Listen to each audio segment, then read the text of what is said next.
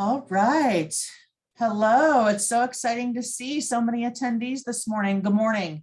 I'm Shylin Coleman. I co-host this Kids Interest Work Group with my partner in crime, Rebecca Rappaport, and we're really excited today for the learning that will be in front of us.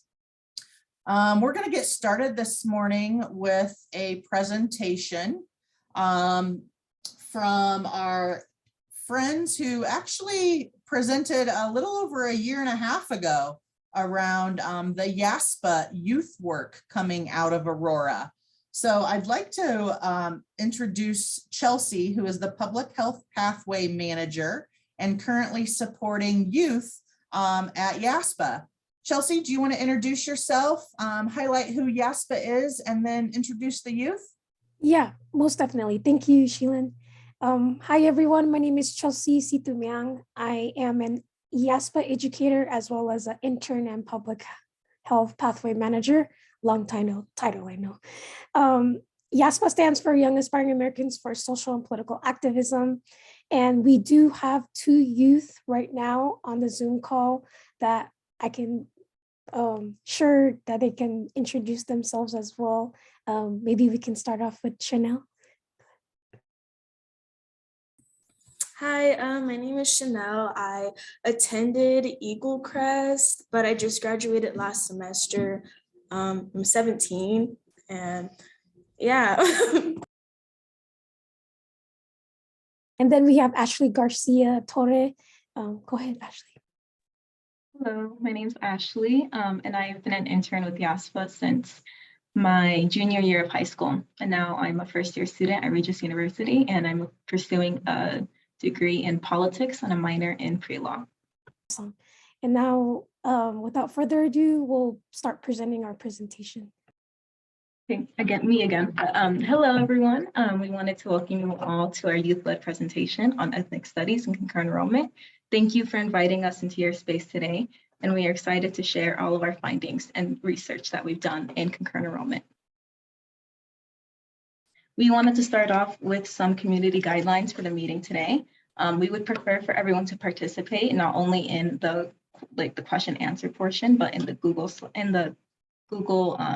forms that we will have at the end of this presentation. We would prefer that phones are not present when we are speaking. We encourage you to think about what your intentions are for coming into the space, and we would like for you to honor the youth by completing the post-evaluation forms. We also wanted to do a quick land acknowledgement to honor the stolen land on which we work. And so we acknowledge that we are on the traditional, ancestral, unceded land of the Arapaho, Cheyenne, and Ute nations. Hi all, this is our mission and vision statement. I know some of you are aware of who YAASPA is, so we just wanted to briefly present this slide. So before continuing on with the rest of the presentation, we wanted to introduce you all to some key definitions and terms so that there's no confusion with the language that is used within this space. So starting off with ethnic studies, which is the interdisciplinary study of difference, chiefly race, ethnicity, and nation, but also sexuality, gender, and other such markings and power as expressed by the state, by civil society, and by individuals. And then critical race theory is a practice of interrogating the role of race and racism in a society that emerged in the legal academy and spread to other fields of scholarship. Marginalized means groups that are excluded from the mainstream social, economic, educational, and cultural life. Examples of marginalized groups would be the LGBTQ community, people of color, people of different religious beliefs, etc. So on this screen is the collected data from 2019. We wanted to introduce the data in sort of a question response fashion, beginning with the first one. How many Black students took concurrent enrollment courses compared to white students at the time when they filled out the surveys? 13.7 Black and Hispanic students are underrepresented within concurrent enrollment programs. It is likely that lack of access and information about concurrent enrollment disproportionately affects minoritized students and poses a significant barrier to participation in such programs. Now, I just also want to point out that I keep using the term Hispanic because at the time, marginalized students were identifying themselves as Hispanic. As we know in historical context, Hispanic is a colonialism term that has been, like implemented in marginalized communities. Therefore, we must be shifting, identifying as these specific students or communities by using the term Latina. So that's just important information just to share out. Moving on to the next question. And when we found in our data was that over half of the students were unaware of concurrent enrollment. And we found that this was because students needed to prove their worth to teachers to even find out about these programs. And even giving some like personal experiences, many of the students in my school, I attended Gateway High School, were not introduced to concurrent enrollment courses unless they were white. On to the following question, were there more Hispanic and Latino students not enrolled in concurrent enrollment than those who identify as Asian? The answer was yes, due to the fact that majority of students not enrolled in concurrent enrollment programs have never heard of it. It is clear that information transmission about concurrent enrollment programs is lacking. It is likely that the lack of access and information about concurrent enrollment disproportionately affects minoritized students and possesses a significant barrier to participation in such programs. So on this screen, we have the following infographics that have been made by previous YAASPA youth and interns back in 2019. It emphasizes the importance of ethnic studies to understanding race and ethnicity. 9.25% of responses listed their ethnicity instead of their race. This leads to us, coalition, to believe that there might be not firm knowledge about understanding the difference between race and ethnicity, and this may cause some discrepancy in the data. On to this side of data, the greatest numbers of students taking and engaged within concurrent enrollment who were high school students standing junior, white, female, and spoke one language. Jordan's data also consisted of what classes they were aware of, which was mostly math or business. There was a clear lack of social science courses, which we found to be damaging to a student's growth, as they should be offered more to explore different areas of higher education and learning opportunities, considering that it was all about college. On this slide, we have the transit equity within concurrent enrollment.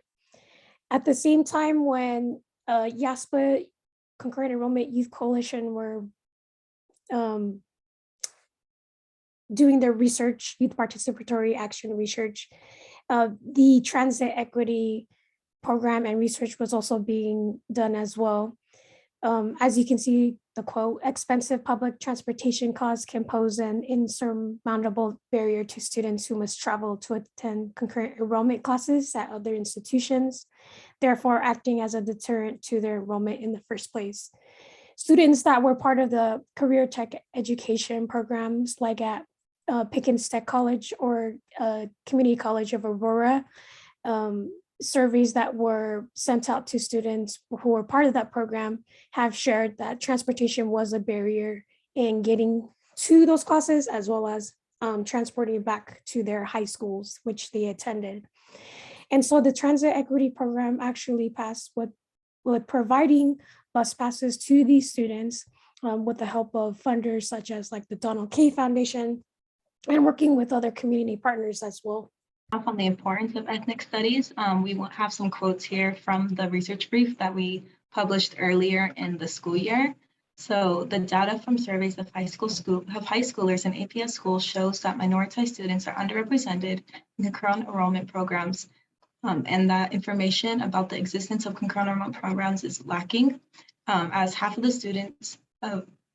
over half of the students surveyed did not know what concurrent enrollment was. And this is important because higher levels of ethnic identity lead to higher career decision-making and higher career self-efficacy. In fact, contrary to the original hypothesis, increased self-efficacy was associated with increased perception of racism.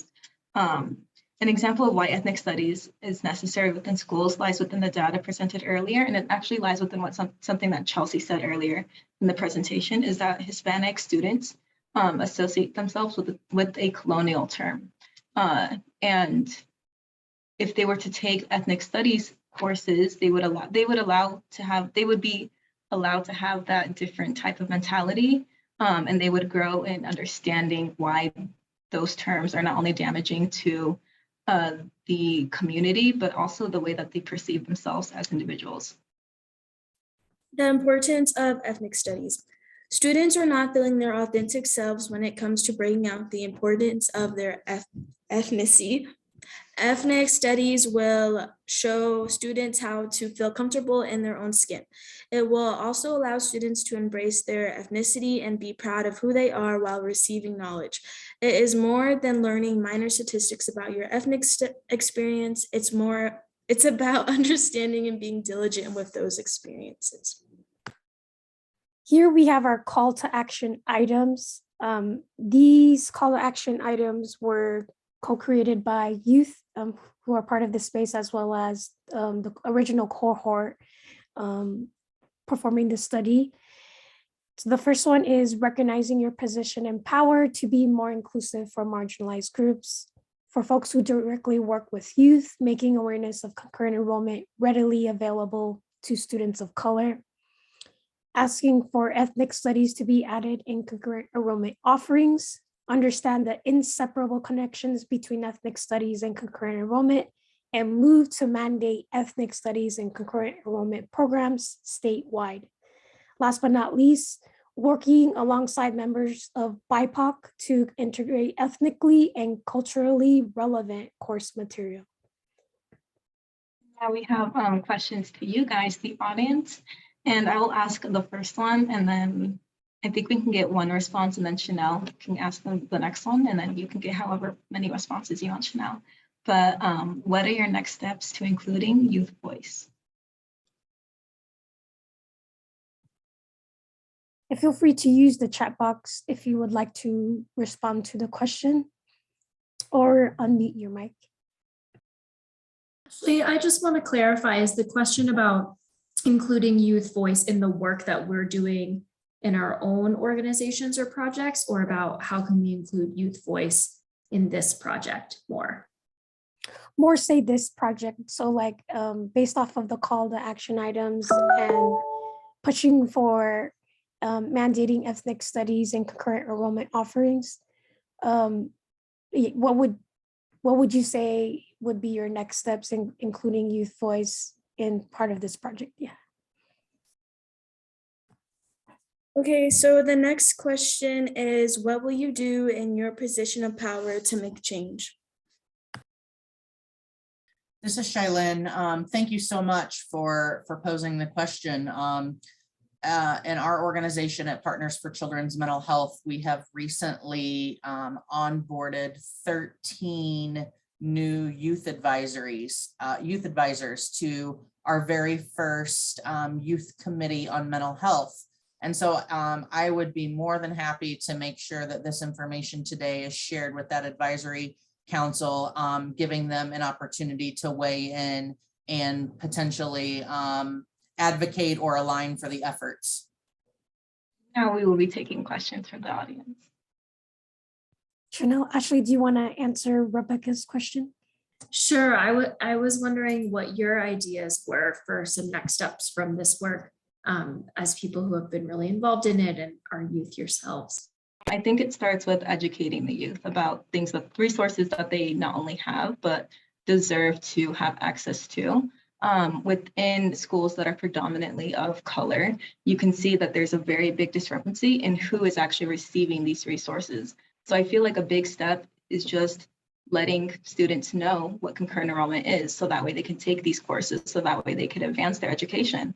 Not only is it something that students deserve to do, but it's something that students want to do as well. But we cannot do things that we are not aware of. So I think the first big step is to actually educate students and to let them know the resources that they have. Just to add on to what Ashley said, I just think it's like really important, like just like having awareness, because for example, like when everyone's registering for school in February, so like this month actually, so like the counselors will come out with the video and like give you a sheet, and like just like more people, like the counselors also need to put in their part, but I feel like the counselors won't put in their part unless they're being acknowledged about concurrent enrollment as well. So maybe like just like giving awareness to schools and like their counselors and staff members, because the staff can only do so much for their students. And thank you, Dr. Mackey, who is also on this Zoom call, for sharing the report for the published concurrent enrollment racial equity. It's in the chat box.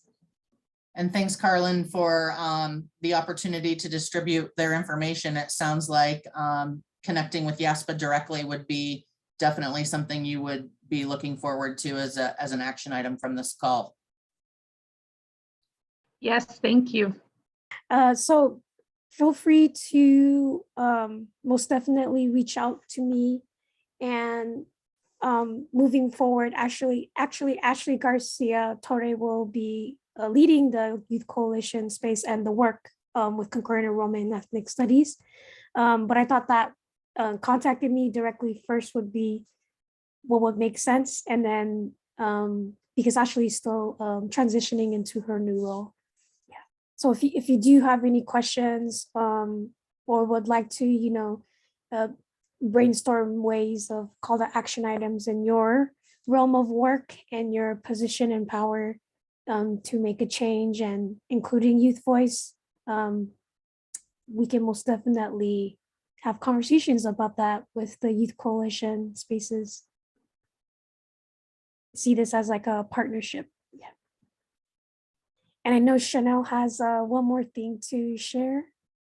So we will be allowing you guys to fill out a post-evaluation form that I just dropped in the chat box right now. And thank you guys for having us this morning. Well, please join me, group. Thank you. And yeah, thanking YAASPA and the youth presenting this morning on this really, really excellent research. I know that they are looking to use these opportunities as continued learning opportunities.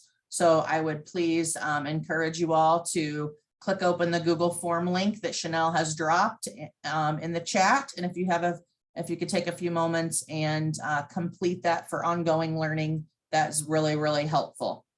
So Devin is the Associate Director of Crisis and Rapid Response Services at Signal Behavioral Health, and she is here to talk about iMatter. So iMatter, just as a reminder, is a new program that provides up to three free behavioral health sessions for Colorado youth. And Devin, I'll let you talk a lot more about the details of this program and how people can get enrolled and how things have been going so far. So thanks so much for being here today. Yeah, thank you for having me. Okay, so this is just a brief little presentation we put together on the iMatter program. And it gives an overview on the program and the purpose and just how to access it. So iMatter was funded as a result of the passing of House Bill 21, 1258. And the goal is to provide at least 3 free mental health sessions for any Colorado youth. So when this program launched, the languaging around the program or the messaging around the program was up to 3 free mental health sessions for any Colorado youth. But now we have recently communicated with the Office of Behavioral Health that we do have enough funding in the program to go past 3 if needed. So we can actually go up to 6 sessions for youth. And I think that's helpful because a lot of times at 3 sessions, you're still just kind of starting to develop that rapport and get to know each other. So I think the 6 allows for more therapy and more of an intervention to be occurring. So House Bill 21, 1258 allowed us to create this program. Sessions are provided with a licensed provider. They don't necessarily have to be independent. Sorry about that. They don't necessarily have to be independently licensed, but they do have to be registered with DORA somehow. So we're looking at our LCSWs, our LPCs, LSWs, LPCCs, things like that. They're paid a pretty competitive rate for the provided services. So we've had a good, we've been able to recruit pretty well so far. The program does serve youth age 18 and under. And then we can go up to 21 if the youth is enrolled in special education services, but it is intended to go towards youth, adolescents. So adults are typically not the ones enrolled in this program. And it's thought to be the first of its kind in the nation, so it's kind of trailblazing in many ways. So the Office of Behavioral Health is currently working on some marketing and a public awareness and outreach campaigns. That's including digital ads on TikTok and Snapchat, really any social media platforms that we have found that kids use frequently. And then on the ground outreach to schools and youth organizations. So doing presentations like this. If anyone here has a presentation opportunity where they would like for their colleagues or people that they know to learn more about this program, I would always be happy to come and present. So our public awareness campaign and also the iMatter website were informed by youth feedback. We had a youth feedback committee before the program launched, and we got feedback and just kind of suggestions on what would make the platform more accessible and something that youth would relate to more. And youth also chose the name iMatter.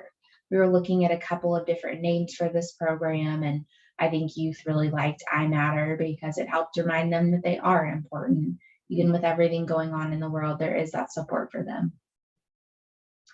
So this is what the homepage of iMatter looks like.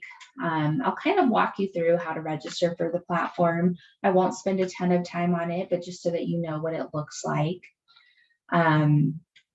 It gives a little bit of an overview on the program, and then you can select if you're a youth that's getting registered for a session, or if you are a parent or guardian signing your youth up for counseling. Under the age of 11, you are required to have a parent or guardian present to enter their information and fill out the survey with you, just that age of consent piece there. So this is going through it from the parent's end, but it looks pretty similar if the youth is signing up as well. The first thing that the registration process is going to ask is if the child or youth is in active crisis.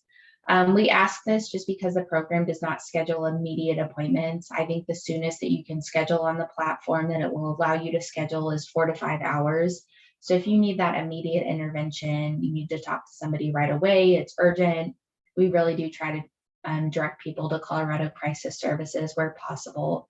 We have a link to the website, and then we have the text and the talk line available there as well.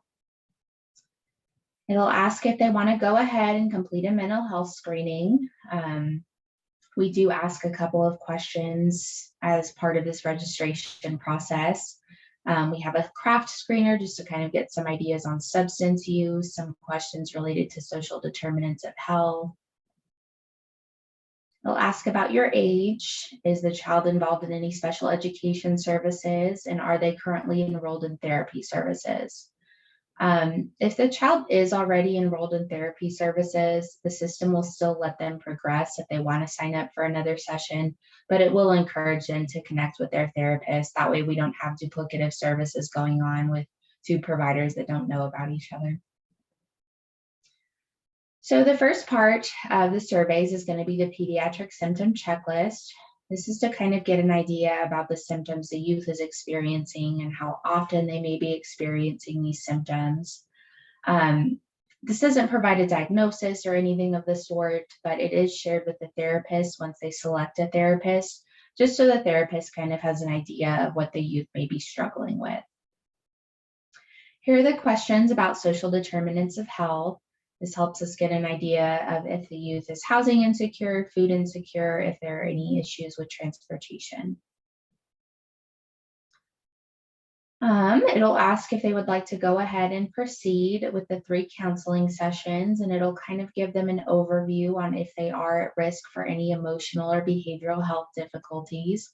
Like I said, this doesn't provide a diagnosis. It just kind of gives a general idea of if the youth in question may be experiencing some emotional challenges. The registration process is going to ask for just some basic demographic information. If the youth is under the age of 12, or if it's the parent signing up, they are going to be asked to provide parent name and parent phone number.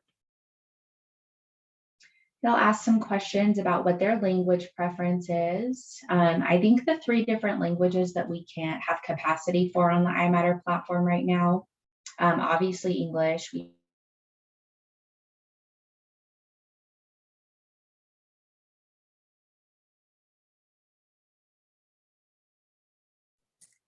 have, Stefan, I think, 10 Spanish providers, and then we also have a few providers that can provide. You I'm froze. sorry. Did you say Sorry, something? you froze for a second, Oh. but then it caught up. Can you Oh, start sorry. again talking? That's okay. No problem. Can you start absolutely. again talking about the language piece? Absolutely. I think that's where we lost you. So it'll ask about language preferences. We do have obviously English capacity, and then we have about 10 providers that can provide services in Spanish. So we have a pretty good Spanish capacity. We also have a couple of providers that can do services in Greek. I don't think that's been utilized yet, but that is an option. And we're always looking to expand our provider network with people that are trained in cultural sensitivity and maybe have some additional language capacity. So if you or anyone you know speaks additional languages and is interested in being a program provider, that's something that we are always interested in. It'll ask if the youth prefers their services to be online or in person. Just to be completely transparent about that, we have an extremely limited number of in-person providers right now. Those are actually the only new providers we're contracting for at this point, either people who have language specialties or can offer strictly in-person sessions. Just with Omicron worsening and the pandemic and so many people working from home, those amount of providers that can provide in-person sessions is pretty limited. So I would say probably like 90 to 95% of services offered through this program are through telehealth, just to be completely frank about that. If there's any special requests, if the youth would prefer to have their camera off, or they want a room with low light, they have some sensory issues, they can type that there. And then area of need, that's going to be how we match the youth to a clinician.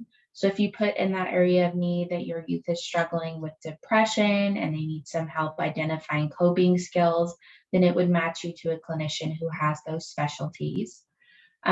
We ask about health insurance just for the purpose of ongoing care. We don't bill health insurance as a part of this program, but sometimes we have youth that really wants to be matched to somebody that takes their insurance. So it's just really helpful to have that if they're needing a referral or they're wanting to see a therapist past the initial sessions. It's not a requirement through the program that the therapist would keep seeing somebody in their private practice, but if they have the capacity to, they are certainly welcome to. And I think we see that happening sometimes where the youth will continue on with the therapist they're seeing in their own private practice. So once you've input all of that information, you're going to get taken to the scheduling page. There's only one clinician here just to kind of provide an example, but typically there will be a couple of pages of clinicians to scroll through. You can read their biography, you can see their picture, and then you'll see the dates and times that you're available. And from there, you're able to select a session time and confirm your session. If the appointment is in person, you'll get a confirmation email with the therapist's address. If it's over telehealth, you'll get a confirmation email that has a link to launch the session. So just some more information on the marketing campaign. Our goal here is to really reach youth and parents statewide and encourage them to utilize this resource. Like I said earlier, we've been using a lot of social media apps, TikTok, Snapchat, Instagram. They're working on getting engaged with social media influencers to kind of help influence other youth in the state. We do have marketing materials, we have posters, stickers, yard signs. And actually, if you go to the homepage of the iMatter program, you can request marketing materials, and we also have a digital toolkit. So just for anybody that might want to email some resources out, you can access them there. We are really working on targeting areas with priority populations. So areas that have Black youth, Latinx youth, and LGBTQ youth. We want them to know that this program can be a resource for them too. So just some stats on the program so far. The program launched October 27th, so we've been live for about 3 months now, and we have scheduled more than 2,200 sessions in that time. That doesn't necessarily mean that all of those sessions have been attended, because obviously you do have no-shows, especially with a program like this. Since it is a free program, our no-show rate is probably around 30 to 40% right now, but we have scheduled 2,200 sessions since October 27th.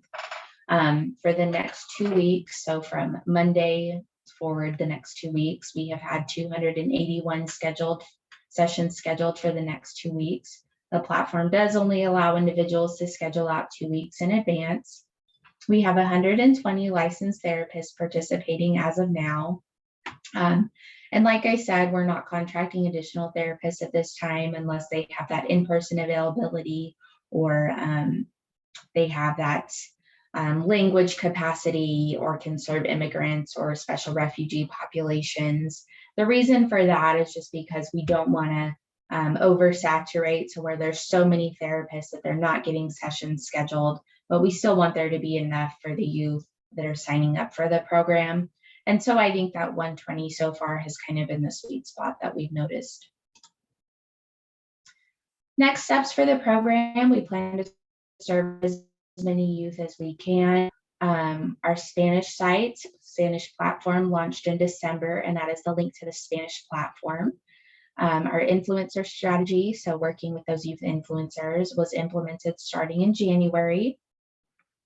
And then we'll be submitting a report to legislature on or before June 30th, just kind of summarizing the last year number of youth who received services and services provided.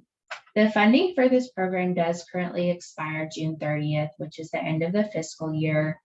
However, I feel pretty optimistic that they're going to renew it for another year. Just kind of given the state of mental health for kids in Colorado, I would be really surprised if the program did not get extended, but you know, there's never a guarantee on those things. I just feel really strongly that it probably will be. Laura Gabay, she is going to be our contact with the state. So if anybody has any questions related to marketing or outreach, she would be the individual to reach out to. And then that's my email address down there. If you have any program specific questions, you know, questions about therapists or the actual program or how to sign up, you can always reach out to me over email. That is everything I have as far as the presentation, but I think we have some time to take questions. So if anybody has questions, I would love to answer those. Thanks, Devin. I have seen a couple questions come through the chat, so maybe we can start with those. Carolyn asked, and you addressed this maybe a little, can youth access these services without parent or guardian consent or legal consent? So that all depends on the age of consent. If the youth is over the age of 12, they do not need parent or guardian consent. If they're under the age of 12, they will need that. Are there any niche areas of practice? Yes. So when we're contracting providers as part of this program, we do ask them to list their areas of specialty. So we have several providers that identify as LGBTQ community and can work with that population. They have experience working with that population.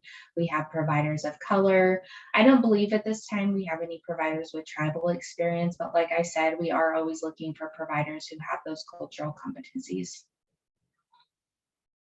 Question from Laura.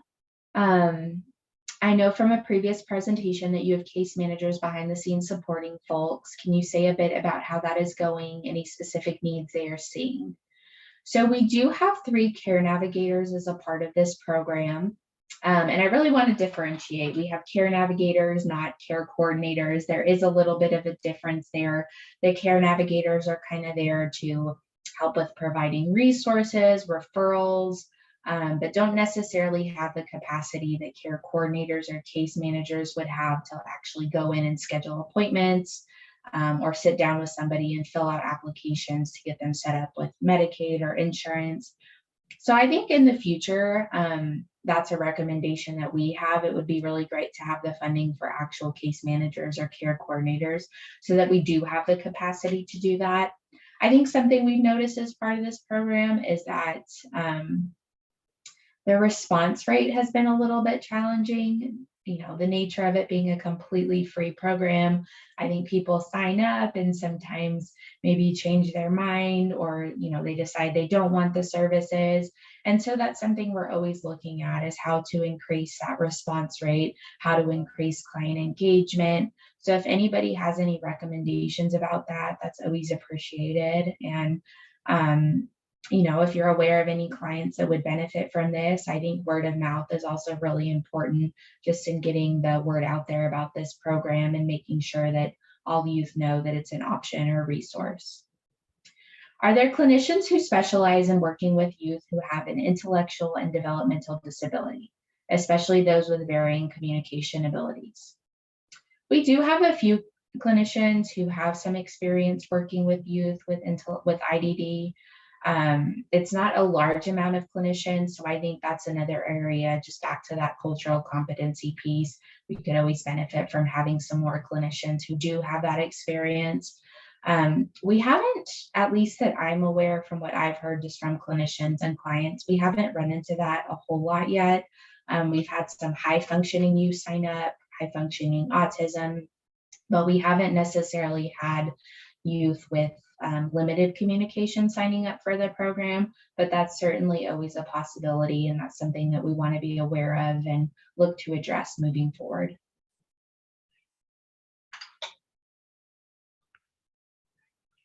And I'm going to paste the link to the platform into the chat.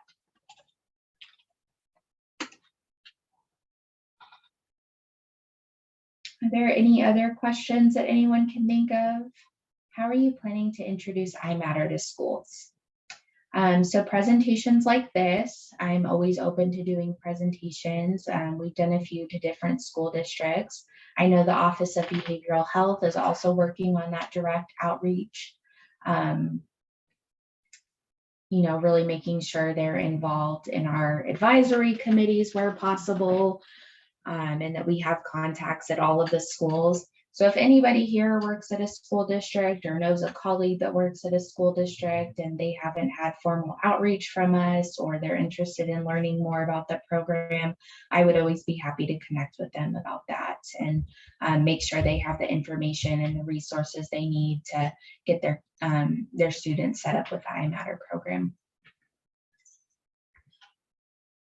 If you think of any questions after the fact, I know sometimes you have to think about things for a little bit and then the questions kind of start arising.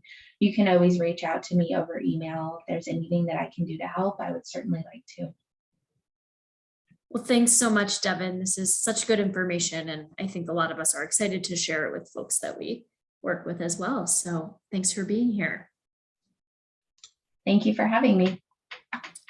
Thanks so much, everyone, for being here. Hopefully you learned something today. I know that I did, both from YAASPA and Devin, and also the ideas that were shared at the beginning of the meeting. So thank you so much, and we will see you again next quarter, which I think is in April, May. Joe, do you remember off the top of your head? I want to say May, but I think so.